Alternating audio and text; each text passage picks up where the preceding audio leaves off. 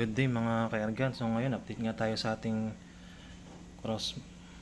Crossman Magpar Multishot. Ayan nga, sa tagal nang hindi nagamit, kinalawang na. Sana umayos pa siya o mag-function pa tong mga ano. Dapat itong malinisan talaga. Testingin natin siya. Pero nakasan ko na siya kaya lang hindi na matanggal yung mga kalawang niya. Ayan.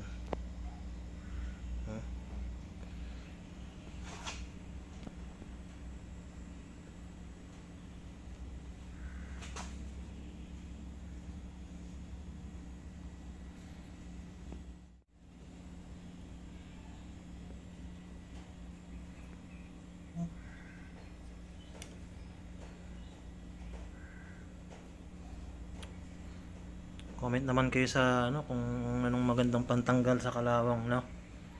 May dala na rin tayong bagong bala. Bagong ano. UX Cobra 200 pieces, 5.5 mm. Ayan.